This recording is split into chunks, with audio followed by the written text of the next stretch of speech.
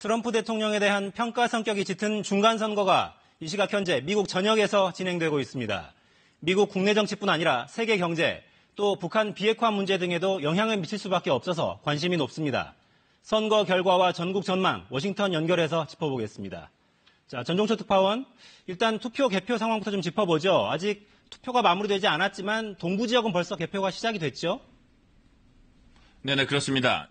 조금 전인 한국 시각 정오까지 미국 대부분의 주에서 투표가 끝났습니다. 캘리포니아와 하와이에 이어 알래스카까지 투표가 모두 끝나는 시점은 우리 시각 오후 3시입니다. 투표 결과가 미 동부 지역을 중심으로 속속 나오고 있는데요.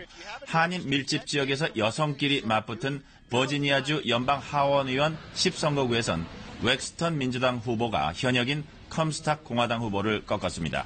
서부 캘리포니아주의 투표 결과 예컨대 박빙 승부를 펼칠 것으로 보이는 한국계 영김 연방 하원의원 후보의 당락은 한국 시각 오늘 밤 늦게 판가름 나고 전체 선거 결과도 이때쯤 나올 것으로 예상됩니다. 네, 투표소 앞에 길게 줄선 인파들이 아주 눈에 띕니다. 아직 개표 초반이라 전망이 쉽지는 않겠습니다만 전체적인 선거 판세는 어떻게 전망됩니까? 네, 이번 선거는 상원의원 100명 중 35명, 하원의원 435명 전원, 그리고 주지사 50명 중 36명을 선출합니다. 트럼프 대 반트럼프 구도가 뚜렷한 가운데 미 언론은 대체적으로 하원은 민주당이 탈환하고 상원에선 공화당이 다수당을 가까스로 유지할 거라고 전망하고 있습니다. 폭스뉴스는 개표 추세로 볼 때 민주당이 하원을 차지할 확률은 84%, 공화당이 상원을 차지할 확률은 67%로 내다봤습니다. 하지만 결과를 속단하긴 힘듭니다. 일단 사전투표율이 높아진 점과 젊은 층과 여성, 유색인종 투표 등록률이 높아진 점은 민주당이 유리해 보이는 대목입니다. 그렇지만 이런 민주당 지지층의 이른바 블루 웨이브 못지않게 숨은 트럼프 지지표, 즉 샤이 트럼프의 결집력이 얼마나 될지도 선거 결과를 좌우하게 될 것으로 보입니다. 네, 전 특파원, 이번 선거 결과에 따라서 트럼프 대통령의 국정 운영도 큰 영향을 받을 텐데요. 결과별로 시나리오를 한번 짚어볼까요?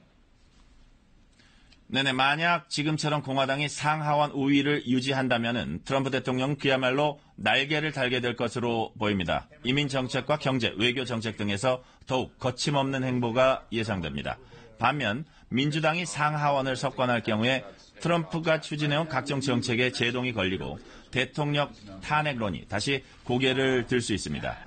공화당이 상원은 유지하되 민주당이 하원만 탈환하더라도 민주당은 각종 법률 심사나 공청회 등을 통해서 행정부 견제를 부쩍 강화할 것으로 예상됩니다. 네, 미중 무역 갈등 문제도 있습니다만 역시 우리에게 가장 큰 관심은 대북 정책입니다. 특히 북핵 문제가 어떻게 진행될지인데 어떨까요? 네네, 의회 권력에 변화가 생기더라도 트럼프 대통령이 북한과 진행해온 비핵화, 관계 개선 협상은 큰 차질 없이 진행될 거란 전망이 우세합니다. 미 의회 내에서 북핵 문제 외교적 해법에 대한 공감대가 형성돼 있기 때문입니다. 다만 북한과의 협상 과정을 꼼꼼히 들여다보겠다는 게 민주당의 입장이기 때문에 협상 진척이 다소 영향을 받을 수는 있습니다. 지금까지 워싱턴에서 전해드렸습니다.